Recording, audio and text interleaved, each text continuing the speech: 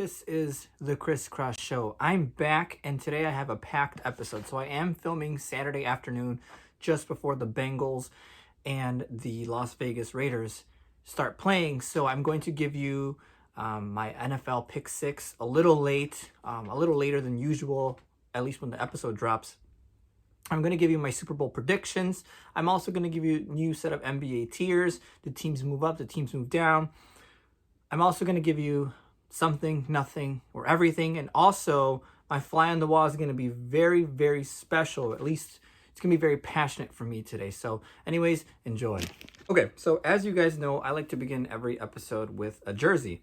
Now, this jersey is a Cavs jersey. I don't know if I've shown this before, but this is a classic Kevin Love jersey before the Cavs changed a little bit of their colors, or at least a little bit of their uniform scheme. I'm also bringing this one in because this one is one of my favorites. I used to love wearing this one back in the day. I think I wore it at least once a week. This one was at least my favorite jersey. But anyways, that's my jersey. The Cavs are doing well this year, so I thought I'd give them a shout out. At least they're doing so good, or at least they're doing good right now. So thought I'd give them a shout out. And also, I still have those jerseys. I haven't given them away or anything. I haven't thrown them in the trash or burned them. So I still have them. There you go. Anyways, back to the regular scheduled program. Okay, so the Chris Pick 6. So I'm going to say this first before I start. I am filming this about 45 minutes before the Cincinnati-Las Vegas game. So by the time this episode drops, it's probably not going to drop until after the game is over or during the game. Depends on how I edit, how fast I edit and everything, and how fast it uploads. So I'm going to start with the first game, and then I'll go on to the other games. So the first game, which is Cincinnati versus Las Vegas, which is in about 45 minutes from the time I'm filming. The line currently is 5.5.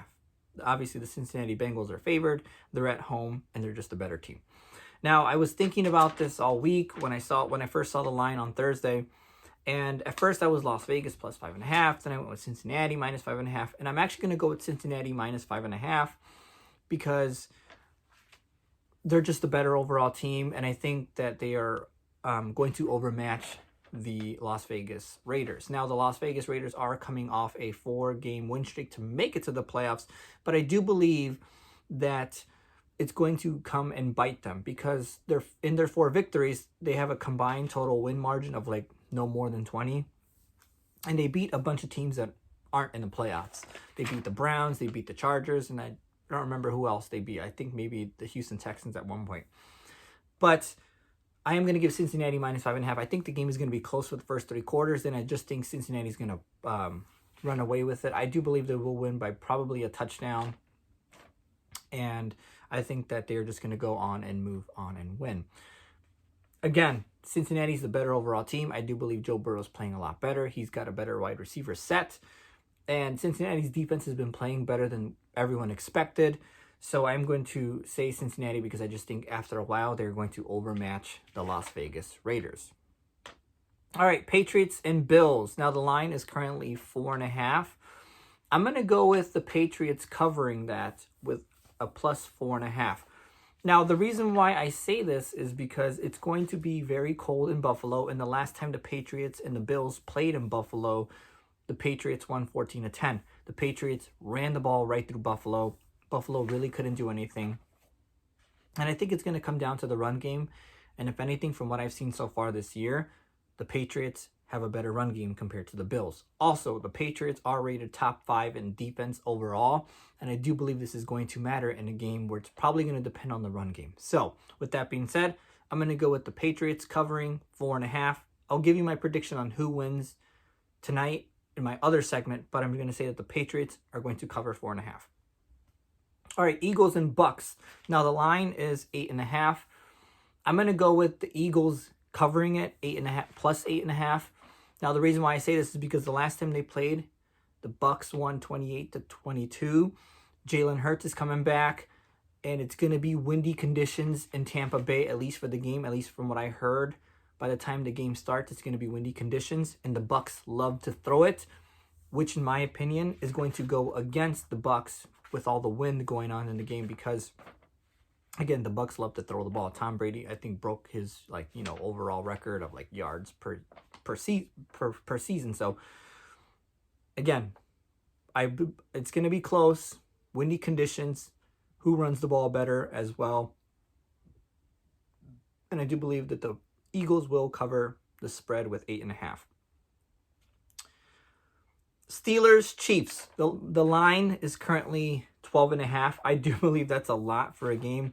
They're overselling the Chiefs right now, saying that they're going to just destroy them. Because again, when they did play Week 16, the Chiefs won 36-10. And I think the Steelers scored late to make it a little bit more respectable.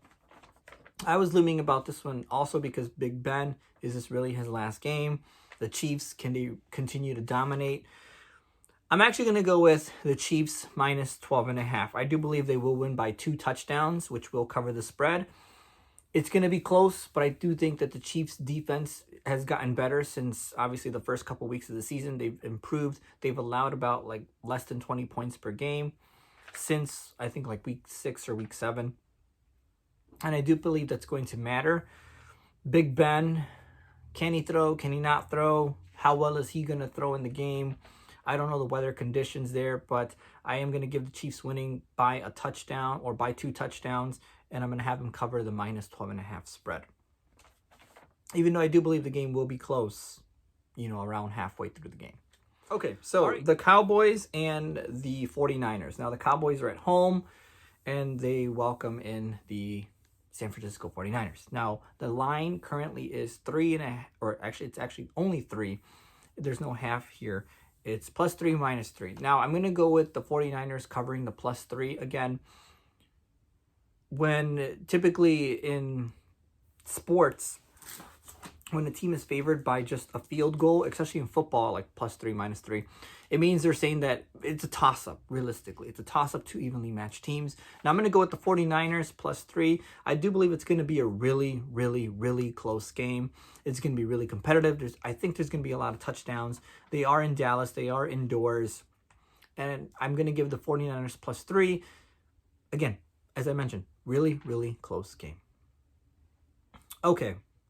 Arizona and the LA Rams. That's Monday night. Right now, the line is 3.5, ±3.5. I'm actually going to go with the LA Rams covering -3.5. Now, I say this because I just think that the Rams defense is going to maybe overwhelm the Cardinals early on, and that's going to help with their offense. Now, what do I mean by that? Von Miller, Aaron Donald, they're going to get after the quarterback. They're going to pressure Kyler Murray. They're going to make him run around. Now, again, you don't want to make Kyler Murray run around because he's really, really good at running around. But I do think that their cornerbacks and all those other defensive players for the Rams are going to overwhelm and cover well, which is going to force Kyler Murray to either throw the ball away or try to use his feet. And I'm pretty sure the Rams are well aware of Kyler Murray wanting to run around. So that's why I'm going to go with the Rams -3.5. I do think they're going to overwhelm them. The Arizona Cardinals have been kind of trending down since they started 7-0. And I think that's going to play a little bit into it. Kyler Murray's still not 100%. Is he going to have D-Hop? I don't know. If he doesn't, he's going to struggle with throwing the ball. So, again, I'm going to go with the Rams covering -3.5. So, anyways, those are my Chris pick 6. Do you like it? Do you not like it? Let me know. Again, I may or may not be wrong here. I feel really, really confident with my picks for that. So, again, let me know what you think in the comment section below. Okay, Super Bowl predictions is up next. So, 6 games on this weekend. I'm going to give you my Super Bowl predictions. I'm going to try to make this really quickly. So, tonight, the Bengals and the Raiders. I do believe that the Bengals are going to win. As I mentioned in my pick 6, I do believe they are going to overwhelm them after a while. Joe Burrow's got a better wide receiving core. You know he's going to throw. They may trick you with some run game here and there. But I'm going to go with the Bengals winning against the Raiders. Again, the Raiders have had a really cute season. But the Bengals are just a better overall team. Up next, Bills, Patriots. I do believe the Bills are going to win close. When they did play in Buffalo, the Bills and the Patriots about a month ago, the Patriots won. But I do believe that the Bills learned their lesson. And they are going to win this game against the Patriots. Chiefs, Steelers, Chiefs all the way. I don't really give the Steelers much of a chance. I do believe the game will be close, but the Chiefs are just going to overmatch them after a while throughout the course of the game. The last time they played Week 16, The Chiefs won 36-10, so it was an overwhelming win. I do believe it's going to be a little closer, but the Chiefs will win that game. Rams, Cardinals. I do believe that the Rams are going to win, as I mentioned in my pick 6. The Rams are just overall healthier than the Cardinals, and also the Rams have more weapons on the offensive side. They are in SoFi Stadium, so they are indoors. And again, it plays to both the teams' advantages since they're both indoor teams, but I do believe that the Rams are just going to win in general. Better weapons, better defense. Going to overmatch the Cardinals after a while. And also, Kyler Murray's missing D-Hop. Dallas and the 49ers. I'm going to go with the 49ers. Because they are sneaky good. Everyone should be aware and scared of playing the 49ers in this playoffs. The 49ers are 7-2 in their last 9 games. The Dallas Cowboys are like a roller coaster. You don't know what you're going to get. Are we going to get good Dak Prescott tomorrow? Or are we going to get bad Dak Prescott tomorrow? I can't tell, but I'm really excited to watch that game. But I am going to go with the 49ers winning that game. Bucks and Eagles. I'm going to go with the Bucks winning the game because Tom Brady, you can't beat Tom Brady, essentially. The Bucks are playing really, really well, even though they are missing a couple of pieces. The Antonio Brown fiasco, a couple of injuries in the defensive end and also on the offensive end. It's all going to depend on the Bucks' run game if they will win the Super Bowl or not. And right now, at least for the first round for Super Wild Card Weekend, I'm going to go with the Bucks. All right, which moves us to the divisional round for next week. Chiefs, Bills. If my predictions are correct. Chiefs, Bills. I'm going to go with the Chiefs. The Bills, again, dedicated their entire offseason to try to beat the Chiefs. They're going to get them in the second round. It's going to be a close game. But I do believe at the end, when it's close, the Chiefs are going to make bigger plays than the Bills.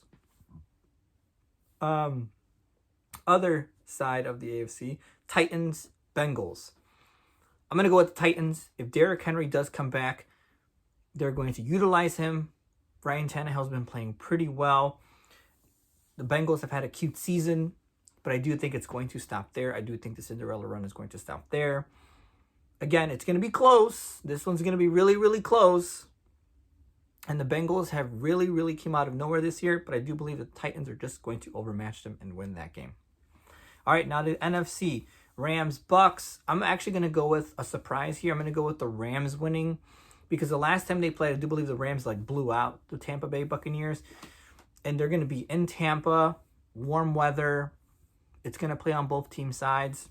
But I do believe that the Rams, just in general, they're a little bit healthier, are going to beat the Bucks in a close game. All right, 49ers, Packers. I'm actually going to go with the Packers winning here. I think Aaron Rodgers is on a mission. I know there's a stat that the Packers have won a lot of close games, which is alarming. But I do believe that Aaron Rodgers is on a mission. Him and Devontae Adams are going to play a phenomenal game. The 49ers defense is good, so I'm going to give the Packers a close edge win there. All right, which brings me to the AFC and NFC championship games. Chiefs, Titans. Titans are going to win that game. Derrick Henry's going to be back. He's going to have a game under his belt. He's going to feel a lot better. They're in Tennessee. The last time Tennessee and the Chiefs played, I do believe that the Tennessee Titans won, if I'm not mistaken. I'll put that up here. If I'm wrong, you'll see it up here as well. Or I don't know if they did play at all this year. I do believe. I don't remember exactly. But I think the Titans are going to win. The Chiefs are just going to be overmatched by the run game. They're going to keep Patrick Mahomes off the field, which is exactly what you want. If you have a strong run game, you can keep Patrick Mahomes off the field. All right, which brings, so the Titans are going to clinch the Super Bowl with that win over the Chiefs. Now, the Packers and the Rams in the NFC Championship, the Packers are going to win. Again, Aaron Rodgers has Matt Stafford's number. That's realistically it. The Rams are going to play a close game, but again, they're going to be in Lambeau Field, really cold, and I think it's going to really matter at that point. So I'm going to go with the Packers winning and making the Super Bowl. Now, my Super Bowl prediction. Last week I mentioned that my dream, or my 2022, one of my 2022 dreams for the year for sports is a Titans-Packers Super Bowl. And that's exactly what I'm predicting to happen, a Titans-Packers Super Bowl. Everyone's going to be like, oh, the Titans, really? That's boring. I think the Titans are entertaining. I really like the Titans. I really like Mike Vrabel, Derrick Henry, Ryan Tannehill, and all those other dudes. In the Packers, Aaron Rodgers is on a mission, and I believe Aaron Rodgers is going to cap that off by winning the Super Bowl. So I'm going to go with the Packers over the Titans in a close game in the Super Bowl. So there you go. That's my Super Bowl prediction. Let me know what you think. Tell me if I'm crazy. But I think that this playoff run that I just predicted is going to happen, and I'm really proud of it. And if I'm correct, I'm a genius. So anyways, up next, NBA tiers. Okay, so up next is my NBA tiers. Now, the NBA tiers, the intended purpose for the tiers is to rank the teams in groups as opposed to just ranking them 1 through 30. Now, as I mentioned before, this is inspired by Nick Wright. He created the tiers for the NFL teams, basically to rank teams in groups as opposed to just going 1 through 32 for the NFL. Now, I really like this idea because I do believe a lot of teams fall in the same category. So that's the reason why I do the tiers as opposed to rankings. Now, starting with the bottom and going up, the first group is called the Let's Go Swimming group. So in other words, they are waiting for the summer to go swimming. Those teams include Houston, Orlando, Detroit, Sacramento, Portland, San Antonio, and Atlanta. Now, you may be asking yourself, why is Portland and Atlanta in this group? Now, I'll start off with Portland. Portland is in this group because Damian Lillard is out indefinitely, and they are about 9 to 10 games under 500, which isn't looking good midway through the season. CJ McCollum is supposed to come back, but I don't think CJ McCollum is a needle mover with the Portland Trailblazers. I don't think he's going to put him above everyone else and start winning games, and that's just how I view it. Atlanta, the reason why Atlanta is there is because Atlanta, I think, is like 17-22 or something like that, around that record. And their GM actually came out a couple weeks ago or about a week ago and said, I think it was a bad idea that we brought everyone back. And I think that sets a wrong message to the team. It kind of really affects them, especially a young team like Atlanta. And also, John Collins came out and was complaining about usage and touches in the game. And I do believe that that's affecting the team right now. And I think that they are going to make some off-season moves based off the season so far, and if the season continues to go that way for Atlanta. So that's why those teams are on the bottom tiers with those other teams.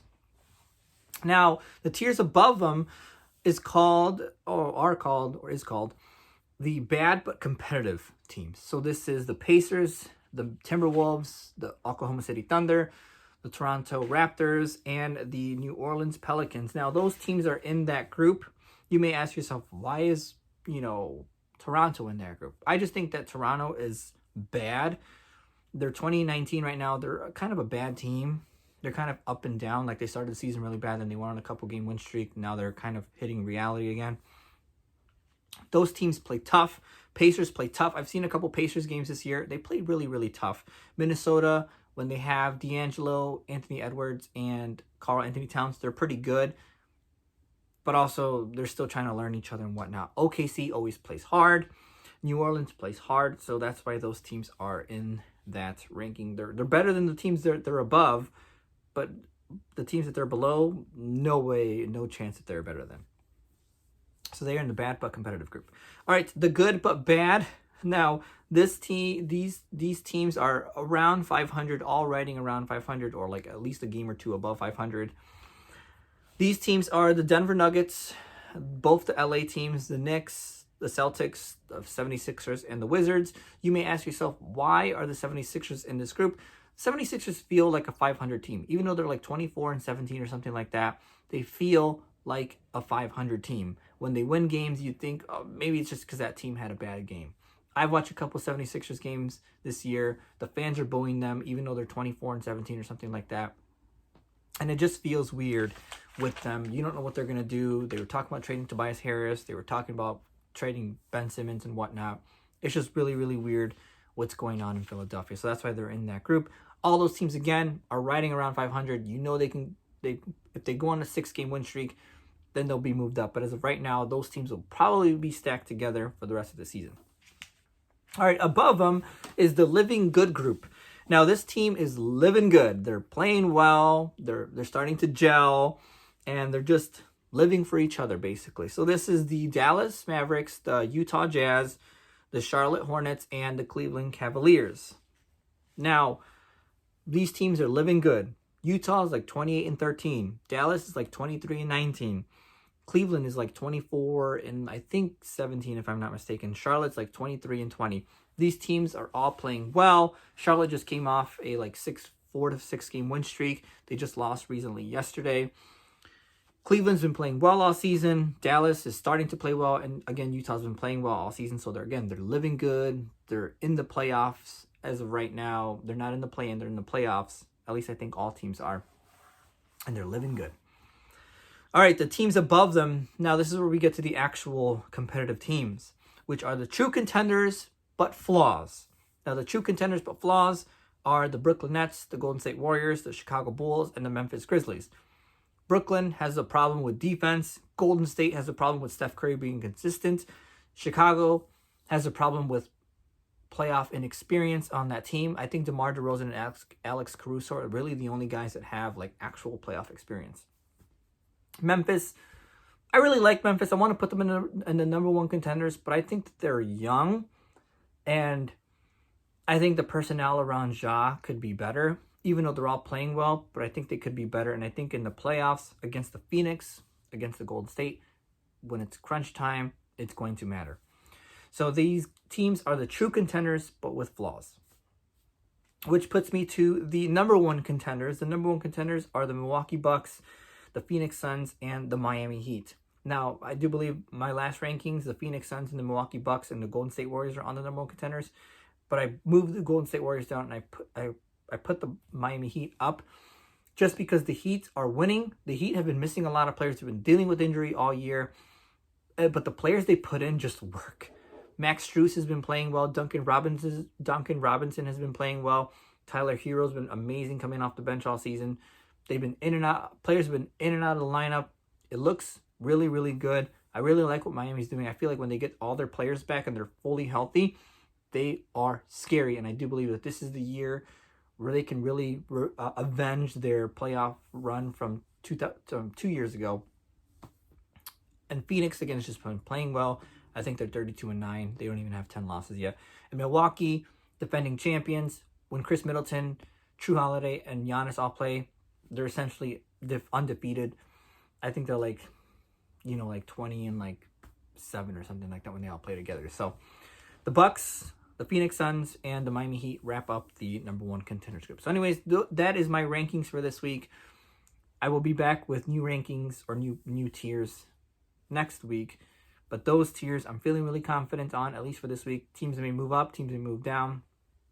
Again, that's just the whole point of the tiers. Move them up, move them down, depending on which group they belong in. So anyways, hope you enjoyed that segment. Up next is Something, Nothing, or Everything. Okay, so this segment is called Something, Nothing, or Everything. Now, as you know, if you've been listening to these episodes, you know that Something, Nothing, or Everything is where I give you 3 things that happened this week, and I tell you whether they are something, nothing, or everything. So let's start off with the first one, which is Kyrie Irving coming back to play basketball. Now, I say that this is something because it's good to have Kyrie back.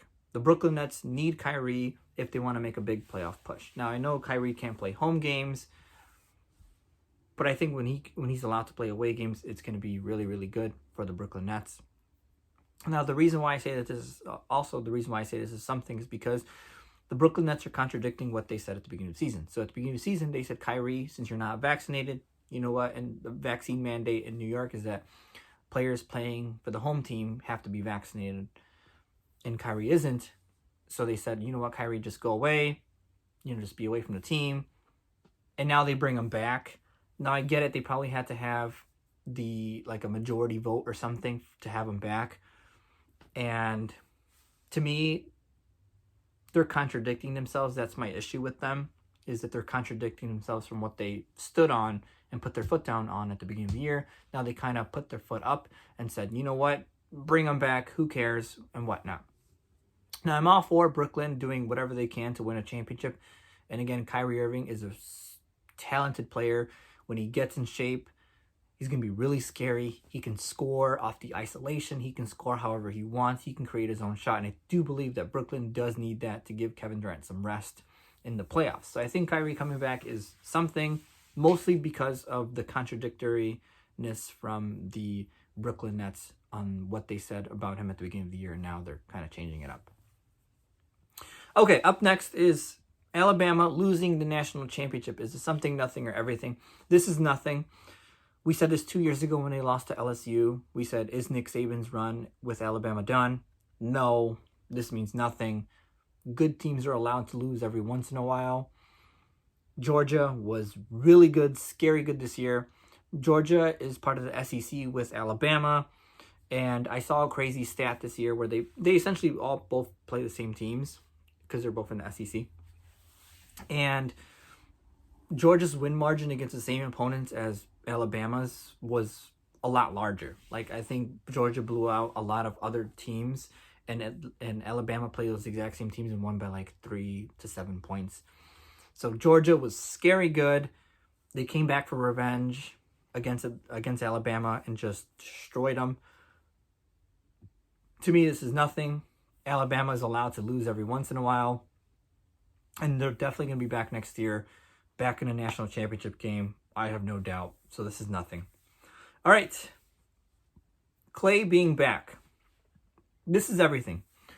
Because this makes the Golden State Warriors scarier than they already were. Now, the Golden State Warriors have the second best record in the Western Conference. Adding Klay Thompson is going to make them that much better. Now, I understand Klay Thompson is barely coming back, so it's going to take him about 10 games to kind of get really back into himself. He's got to test his leg out, get in shape, get in game shape. So I do believe that Klay Thompson coming back is everything for the Warriors. It essentially means that they're probably going to be in the Western Conference Finals against a Phoenix or a Lakers, if you want to include them in there. So again, Klay Thompson being back is everything for the Warriors, and everything. It means everything to the entire NBA, because essentially you're getting the second best shooter ever helping out the best shooter ever in Steph Curry, and it's going to make him just that more scary good.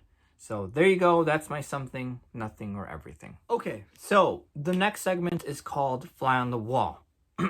Now, the Fly on the Wall is where I hear something, or I give you a little bit of a piece of an interview, and I give you my opinion on it. So earlier this week, Steph Curry was asked who would win in a 7-game series between the 96 Bulls and the 2016-2017 Warriors. Now, Steph Curry said that the Warriors would probably win in 6 games. And he basically made a lot of older people mad, right? Because everyone's like, oh, you cannot disrespect Michael Jordan and his Bulls teams. That team is the best team ever. Now, everyone always says that. Everyone always defends Michael Jordan. It's crazy how much people defend Michael Jordan for like just about anything in regards to basketball, right? So I was listening to First Things First earlier this week, and Nick Wright had this to say, and I want to show you guys this because I'm going to allude to it a little bit later in this segment. This is going to be a really long segment. So here's what Nick Wright said. You can twist it however you want.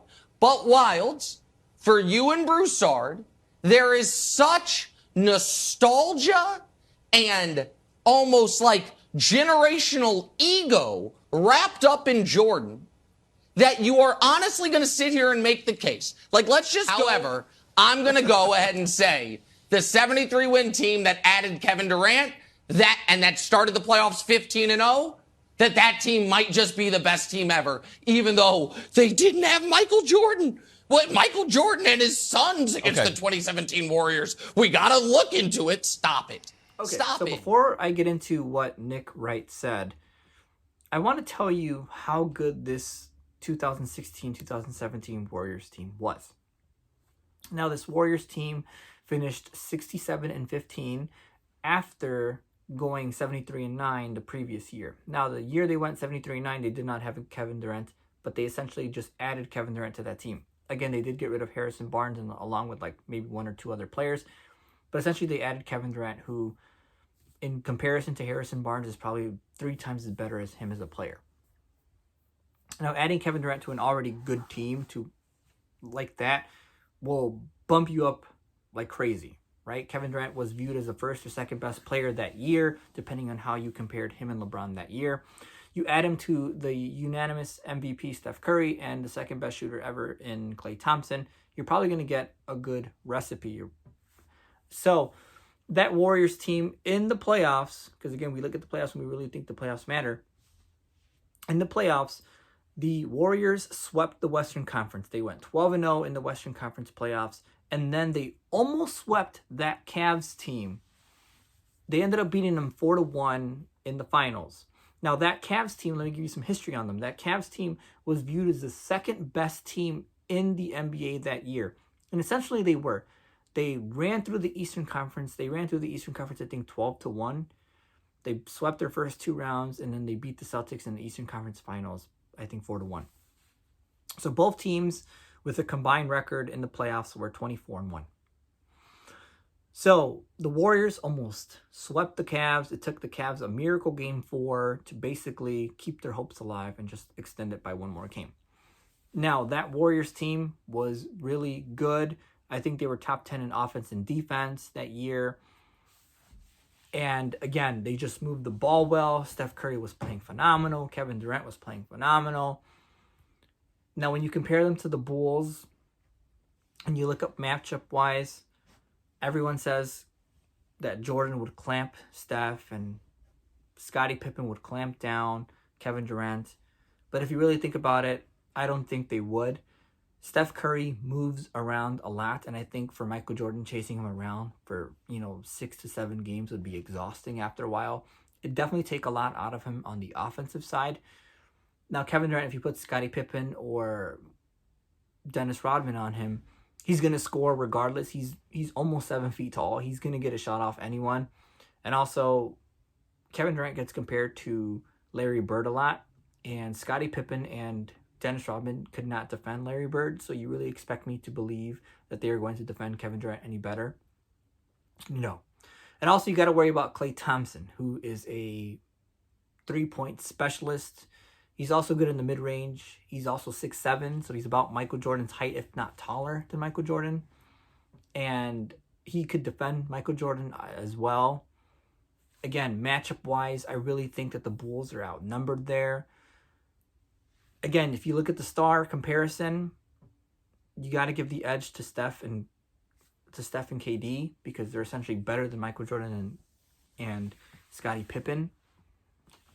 At least if you compare the two stars that way. Now, for me, I look up matchup-wise. Who matches up better? As I mentioned before, if you put Klay Thompson on Michael Jordan, you give Michael Jordan fits, and also Michael Jordan if he's on Steph Curry. Steph Curry's going to give Michael Jordan fits in the offensive end. So, again, matchup-wise, you do all that stuff. It essentially goes to the Warriors. Now, again, going to what Nick Wright said, we hold Michael Jordan to this unrealistic standard where we hold him and where we say Michael Jordan over everything, essentially. Now, what we need to do as a society is learn and accept that there are going to be players in the future that are better than Michael Jordan. Michael Jordan is not the be-all, end-all. I'll admit it now. There's probably going to be a player 10, 15 years from now who's probably going to be viewed as better than LeBron or the second coming of LeBron, right? I'm going to have to hit that reality check in 20 years, just like a lot of people who admire and loved Michael Jordan 20 years ago are hitting right now with the players and whatnot now. Again, going back to what Nick Wright said, we got to stop holding Michael Jordan to the standard. We got to realize that there are going to be players in the future that are just going to be straight up better than him. Just like I'm going to have to with my LeBron in 10, 20 years from now. So again, I agree with Steph. I do believe that the Warriors would win in 5 games, not 6 games. They just run the Bulls off the court. If it's scoring wise, if you want to say that the Warriors are probably going to outscore them, that's probably exactly it.